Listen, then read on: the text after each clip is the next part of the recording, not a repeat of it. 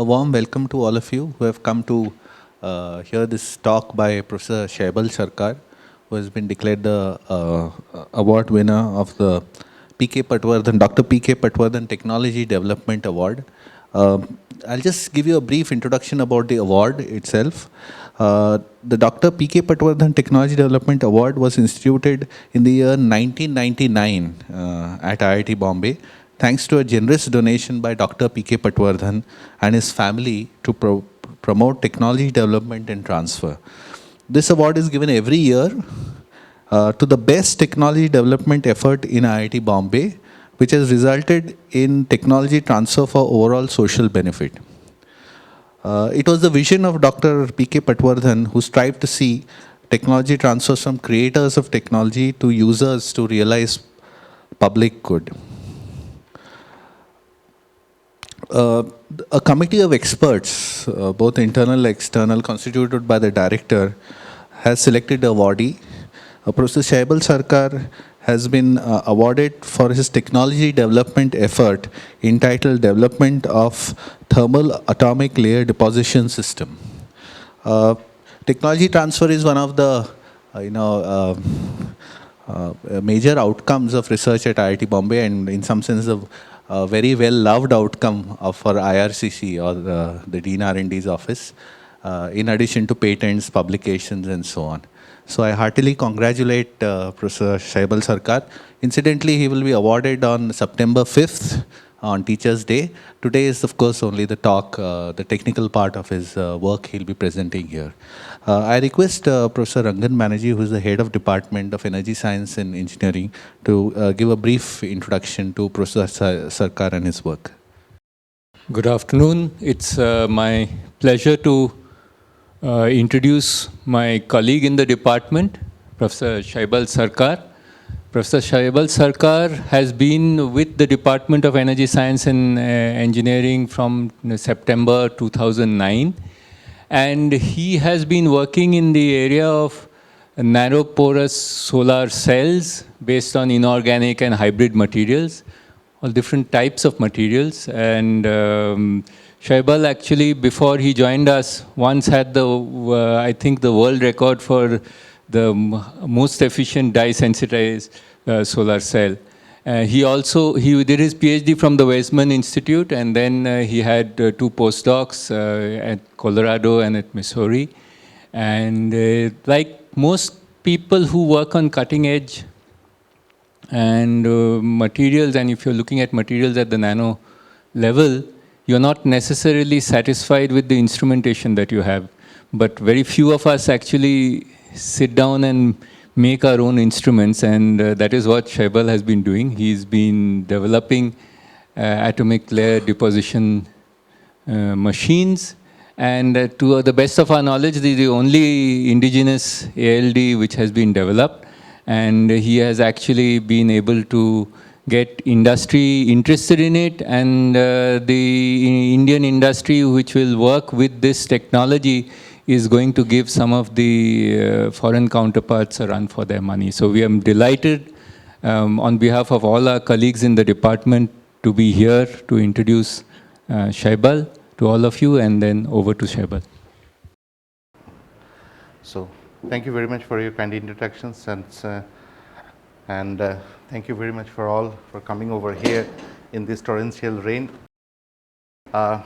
First of all, I would like to thank the Dean and Dean R&D office, who give me an opportunity to work in these directions. I thank you, Professor Banerjee, who motivated me to apply for this award. And so here I am. And what today we'll be talking about some of the development work in the ALD, which is basically the atomic layer depositions that we are doing in the lab. Now, the process of the development of this instrument is keep on going on and on. So till time, whatever the processes that we have developed, I will be happy to share with you. Some of the things that we'll be talking, something which can be technical, and if you need any further clarifications, I will be the happiest person in this world to share the ideas and the technical details with you. So please do not hesitate if you have any question in these directions where I can help you.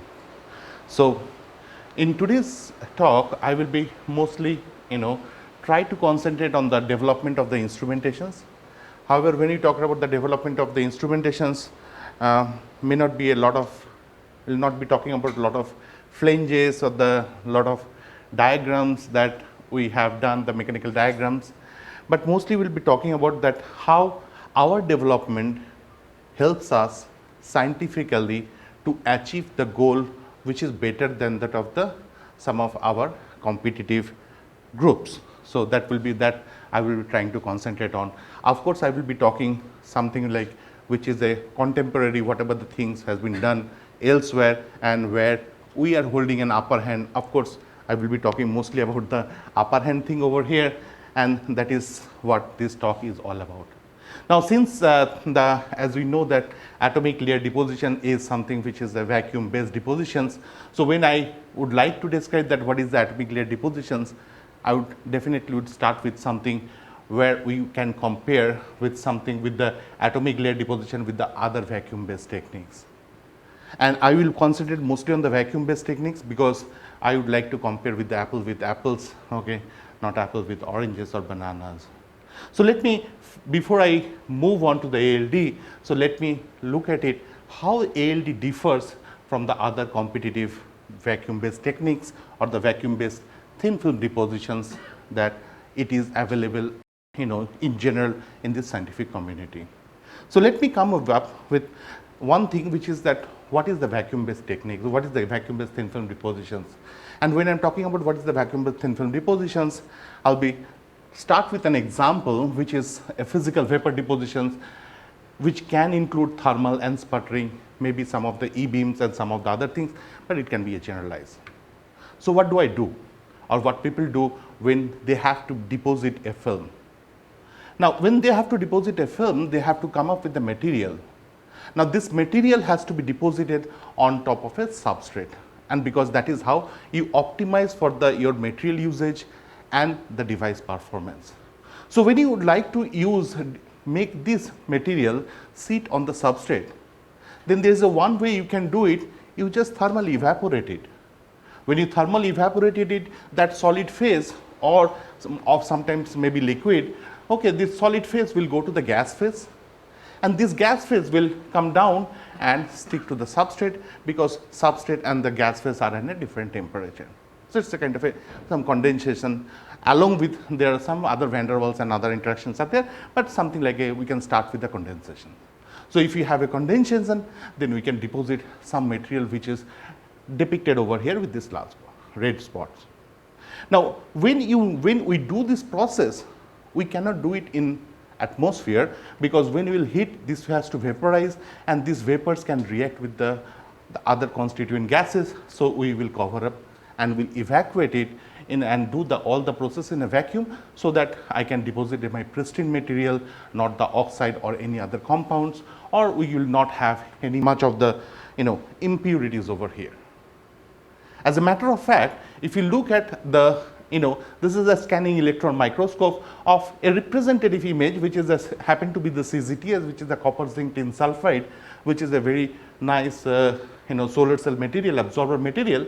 And if you look at that devices over, the films, you can see the films which is forms in a clusters, okay, and which is not a kind of a very thin films if the thickness are not optimized. And if you evaporate more and more amount of material at one point of time, you can have a whole coverage. Of course, in that particular case, you will lose a lot of materials and you can increase the RMS roughness or the roughness of this film altogether. Now, if I move from the basic, which is called the basic physical vapor deposition, to something which is the chemical vapor depositions, then the matter changes a little bit. Here, what we need to do is that we first need to find that what exact material we would like to deposit. For an example, in a previous cases, is as simple as that we come up with this material and we deposit with this material. A slightly different process on the chemical vapor deposition is that we choose the material, that what material exactly we would like to deposit. So my material has to be known, and I would like to know that this is the film formation that I would like to have. When I have this material, then I choose reactants. Okay, of course, this is the kind of, I choose the binary reactions, which is a decent, you can have a complicated reaction further. If I do the reactions in presence of a substrate, then what I can have, I can form the product and I can form the byproduct. Now, it happened to be the product can come down to the substrate and can form the film, and the byproduct is basically pumped up and pumped down. And if you wait for a while and you do this process and in a certain temperature, okay, you will started coming up in the film formations. So basically the same thing is happening. You forming in a vapor, either you react or you evaporate this material, and therefore you can come up with something.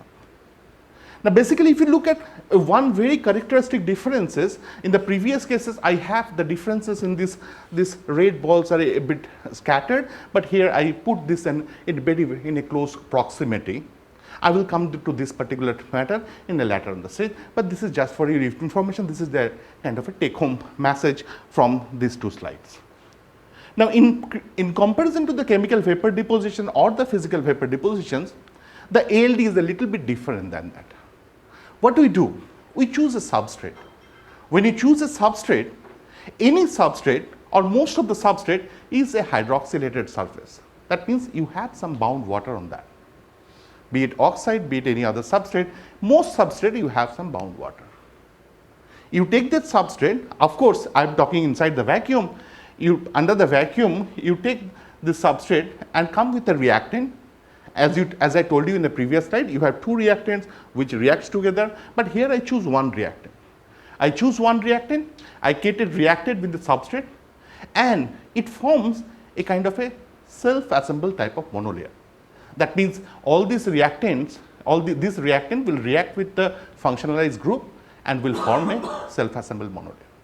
Once this monolayer is formed and your product are basically pumped out, even if you have more reactant, you cannot form anything, because these will not react with each other, and that is how you choose your material. When you do it, when you form a self-assembled monolayer on this particular step, you come up with another molecule which will react with this self-assembled monolayer. I choose this molecule. If I react with this one, then again I form this. The reaction will be totally on the substrate limited, because there is nothing on the gas phase, because I have a very pumping process in between all the steps. When I react this one, I basically replicate the same substrate functionality over here. And that is how I can have a single cycle of the atomic layer depositions. And if of course, I have a pump out reactant, and then I can circulate between these two reactants one after the other, and if we keep on doing, I can build a film on top of any substrate, and virtually any substrate. And that is what the beauty of the atomic layer depositions, because all these reactions only happen at the surface, not at the bulk of the system. So therefore, as you can see, that we can have an atom by atom control over the thicknesses, and therefore we can build the film depending upon whatever the thicknesses whatever we want. If I look at what are the advantages I can think about, I would like to draw your attention on this schematic. This schematic is basically cartoon that's showing the same thing over there. You have a self-assembled monolayer, you react with the other molecule, and therefore you build up. As you can see, since this is a surface limited reactions, the film formation, whatever it will be, is a pinhole free. That means your substrate is not exposed to your ambient. Which is, if you remember my some of the other slides previously, instead of some clusters, you will have ultra thin films which is covering the whole surface. Now the reason is the surface is we can have a maximum step coverage. Now I would like to over that what do I mean by step coverage? So something like when I form a material on top of a substrate, I can have a lot of different things. For an example, if I do a solution process and consider this light blue color is my substrate which is having a shape. If I do any solution process deposition, I probably end up with something like that, because all those solution processes are diffusion limited. When I will do in the vacuum processes, for an example, any PVD type of system, then I can see that these are typically line of sight deposition. That means whatever you can see, your material will be stuck there, will be deposited there. When you do the chemical vapor depositions, you have a little bit diffusions on the side, but you have a highly non-uniformity and your material is not conformal. But when you have, in case of a ALD, since the process is subsurface limited, whatever the surface you are having is exposed to, you can deposit. For an example, any complicated structure, whatever the structure is, you expose this one with all those binary reactions will happen, and you can have a uniform, very uniform surface coverage, and therefore what you call the step coverage is near 100% in atomic layer depositions. This gives us a furthermore advantages that you can do it the uniformity over the large area, because since the reactions is happening exactly on the surfaces, so therefore nothing is limiting us to create more and more and more surface area. For an example, if you take a cotton wool, okay, and you put it in the reactor, every single thread of that cotton wool will be coated. And this is the beauty of this system. Of course, this same temperature is a low temperature process, because we are limited by the reactants, because the reactants sometimes the reactants whatever you use are mostly the organic, metal organic, which having a tendency to the breakdown. So most of the temperature is limited, and you can see the temperature, whatever the temperature is between 100 to 300 degree, and most of the deposition is happening. And because of that, your instrumentation is a non-extensive. So you do not have a highly rich system where your pumping system and the whole making of the system is very extensive. You have a very, very simple instrumentation, and trust me, this is very simple. And with all those advantages, I can make the system, I can coat the material like any of the complicated structure. What I'm talking about, you can make a metal like tungsten. Okay, you can make it as a kind of inverse opal structure. For an example, these are in a different types of bulbs, and these things are used. We can coat it in a very porous, something like a 5 to 6 micron thick porous structures on TiO2. I can coat it very uniformly, and I will show you one of the example for that. And eventually, we can also coat on the CNTs, carbon nanotubes, and particularly from the CNTs or graphenes, we can coat. So therefore, if you have any applications where you need a thinner coating, this is the technique that you can trust on. I will start with an example, what the beauty of the system or the ALD, with one example which is in a sensitized solar cell, because I am coming from the solar cell background, so I will start with that. I will start with giving a very nice example where you may heard about, which is something called the quantum dot sensitized solar cells or quantum dot solar cells. Now what happened in the quantum dot cells, you have the titanium dioxide, is basically a sensitized solar cell, is a kind of a dye-sensitized solar cell. You make all those quantum dot on top of those surface, on the top of the titanium dioxide in a mesoporous structures, and then what will happen, these quantum dots will act as a light harvesting. So you generate a charge carriers, and as you can see, this is a big titanium dioxide particle, and on top of it, this is a lead sulfide quantum dots. Of course, I am taking from some references. And what happened in this case, the charge carrier which will be generated over here will be injected on the titanium dioxide. And when this charge carrier will be injected, they have a two-way to go. It can go to the substrate, or you can have a back reactions or the recombinations, or sometimes what people talk about the shunt resistance. Okay, and so therefore you can have a huge loss in the solar cells. So that is the limiting factor. Now what we do, we just changed. We changed those quantum dots with the ultra thin film, and as you can see, this is an amorphous antimony sulfide films which is on top of the titanium dioxide. The same structures, this is done in our lab. Now here, because this coating is very conformal, So what happened, these recombinations, which is going backwards, is not possible. So therefore, whatever the charge will be injected has to go out to your substrate. As an advantage, we get a solar cell behavior. And if, for an example, this is this amorphous antimony sulfide, so don't look at the efficiency number over here, but let us compare with whatever the situation we have is what is comparable to the other group what people. So if you look at some of the well-known group in the world, for an example, at the wise band, they give a few microampere, and the JSC, which is the short circuit current, APFL, which is the Michael Gratzel group, they have not reported. Hamburg University, they reported 0.01 milliamp, and when we started working, okay, we got something like around 2.6 or 2.5 milliamp centimeter square. Which is therefore, if you simple compare with the, or apple with apples or the likewise, you can see that big differences that what we can get. Of course, this can tell you that if you have all those advantages, why you are not having the world record, that is a different case altogether. But yes, if we have these things, if we are able to apply this, then we can have, in a competitive world, we can have a very nice upper hand on top of it. Now, this is not done in a simple reactor. We have to improvise our reactor. For an example, this is the reactor that what we use in day-to-day basis.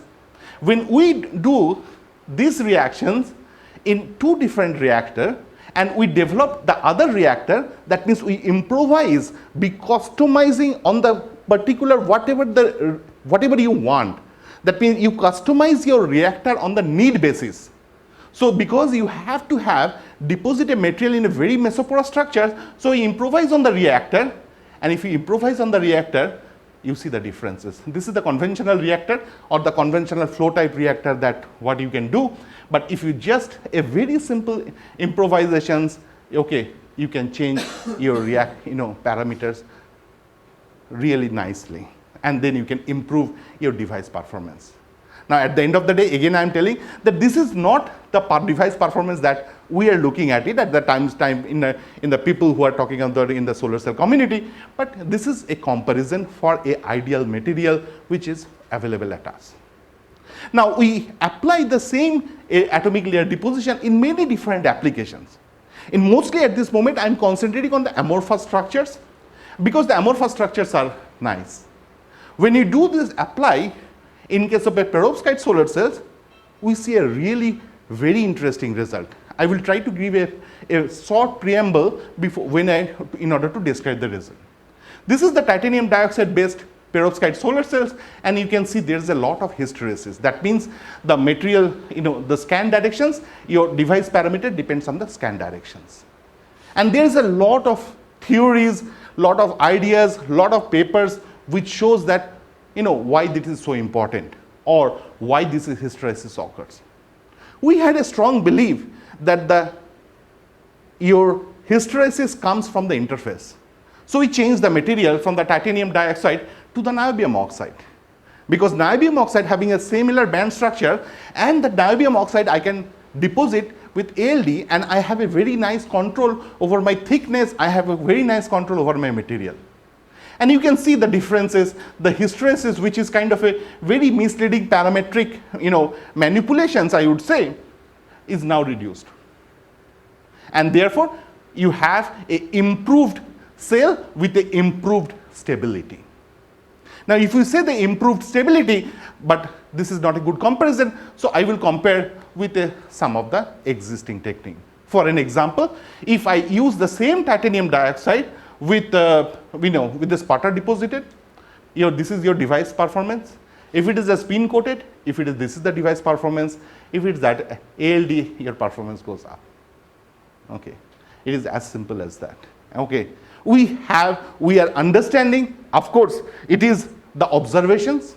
We are trying to understand, or we have done a lot of characterization in order to understand that why the sputter is so bad, or the spin coated is so bad, or the ALD just only because that I advertise for that.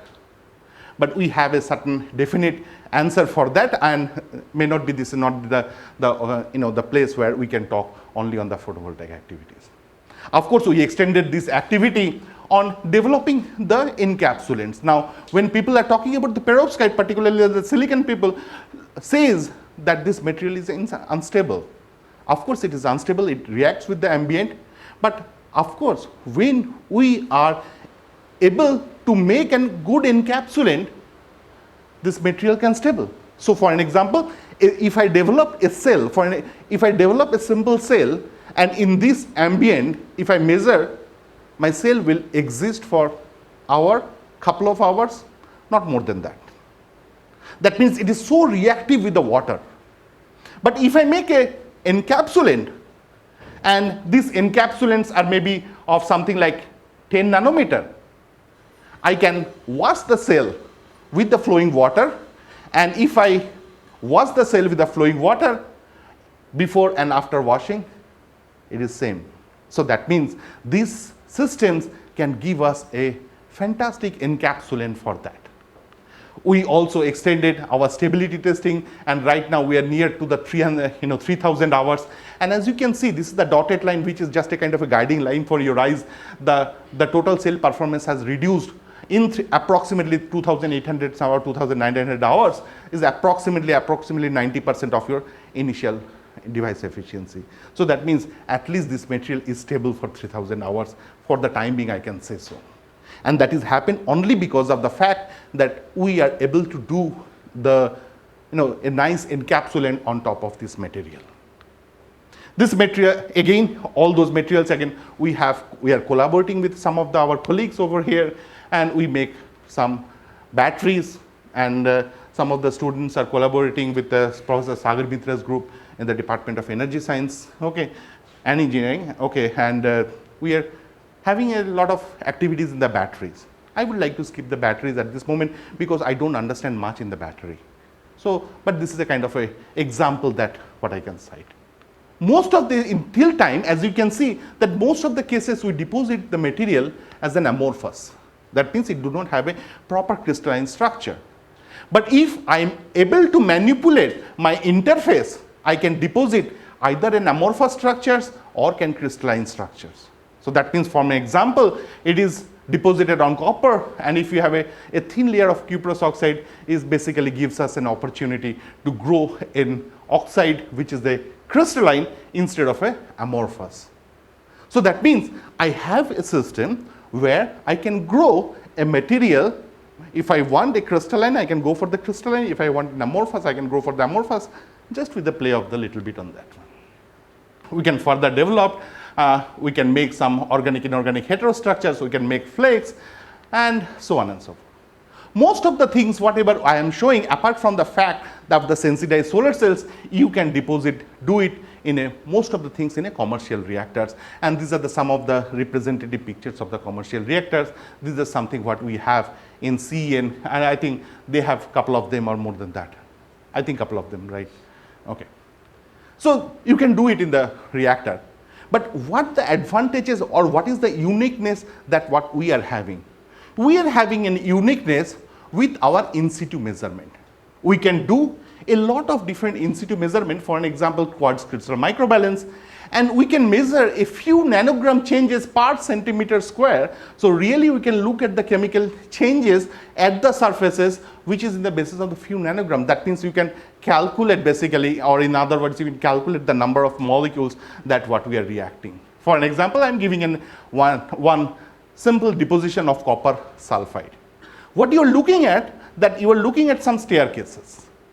That means in some cases you dose the molecules, you have a system where you are basically making a self-assembled monolayer. So basically you are changing the mass which is on top of it. And so this is my delta M1 that I am denoting. And when you are reacting with your second molecules, you are basically throwing up these black organic ligands, so there is a decrease in the mass. So the increase and the decrease in the mass, that particularly denotes that exact what chemical reactions that you are happening, and that we can really look at it very nicely in cycle by cycle. And as you can see, these are the few nanograms per centimeter square, in resolutions and that. And that's how we are able to determine whether it happens as a self-assembled monolayer or not, because which is the kind of a structure that you are looking for the ALD. That means you have to have a self-assembly and have to have a monolayer formations, and that is what you can show. That means once you form the monolayer, nothing will happen, and this is what exactly we can monitor, calculate in situ in our reactor. And that is the very good advantages what we are having.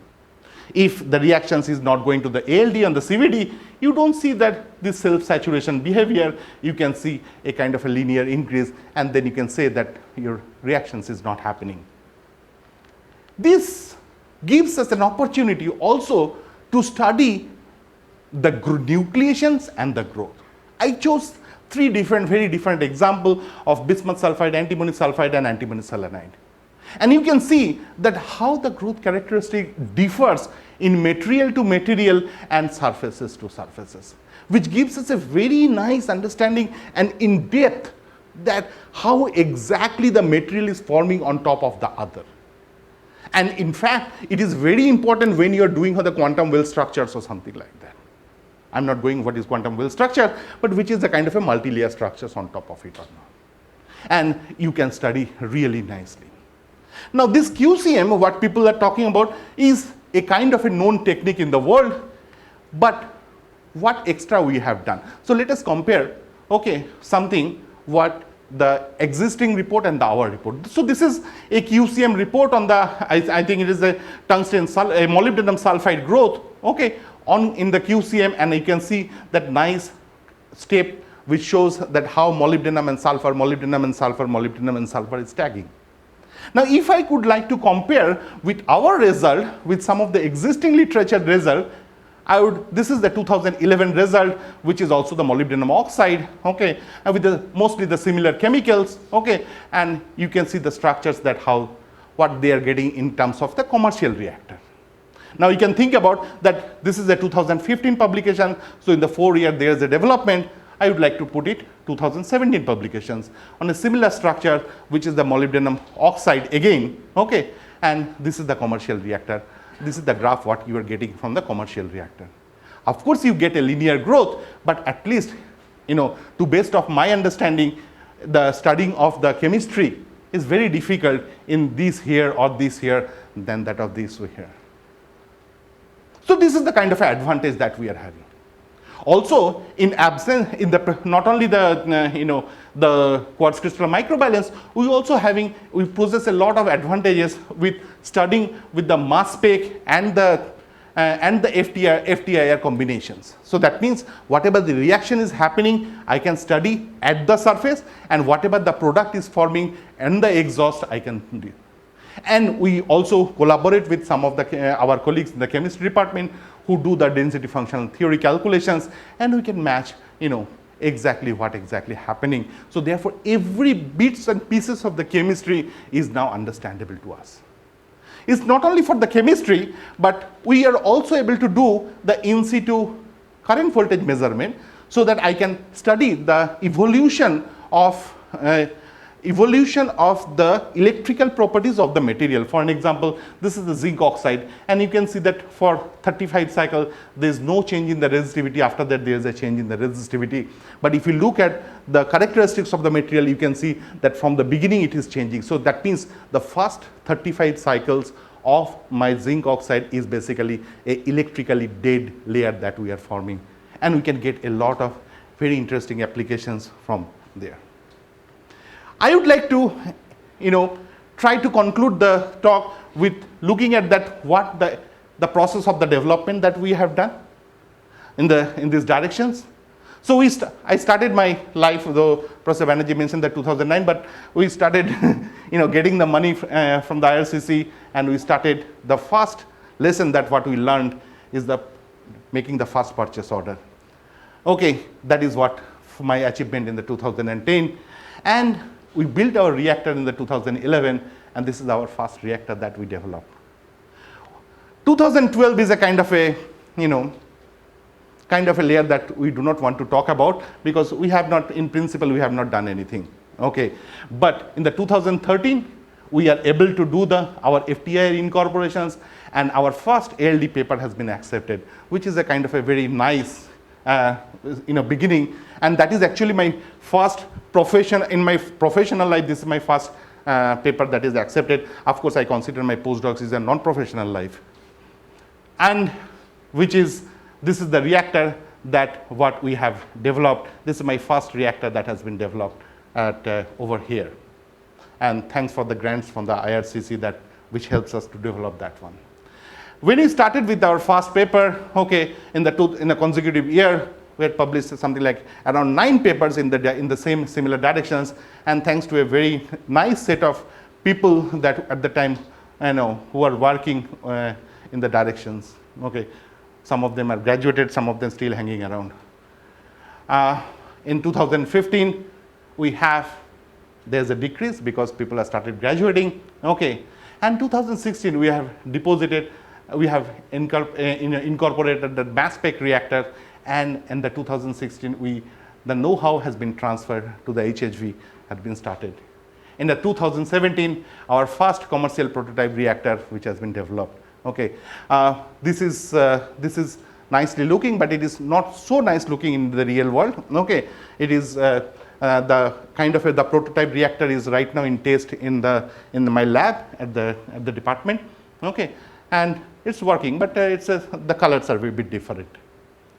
And furthermore, I got a funding from the 2016 of the RIFC, and by the end of by 2018, we would like to deliver the plasma reactors, which is a very unique development altogether.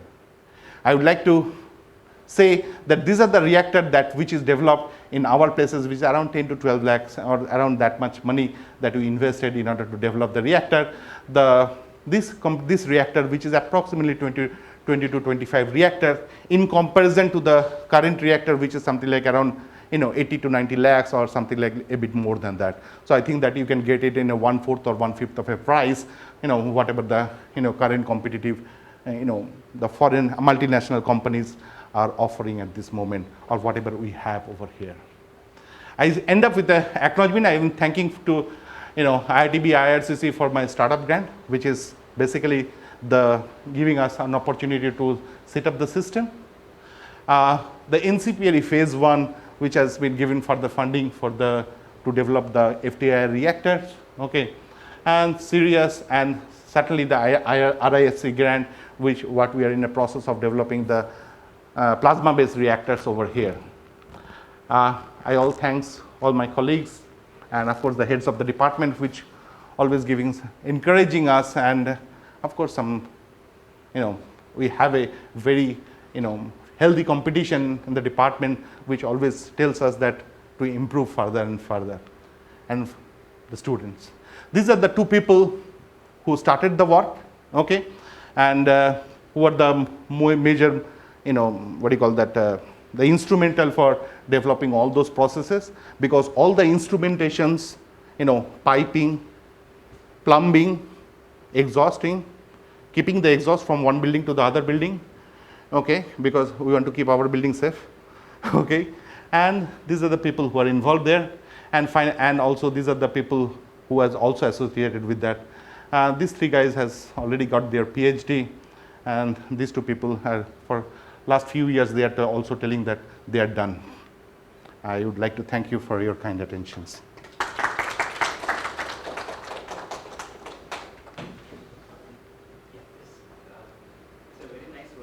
Thank you. So just I was looking at the principle that you were talking about.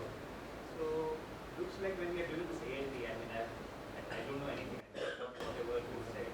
It looks like whatever is the initial deposition on this substrate, that is what is building on top of that. So you are basically relying on the initial layer that was there as opposed to the other things.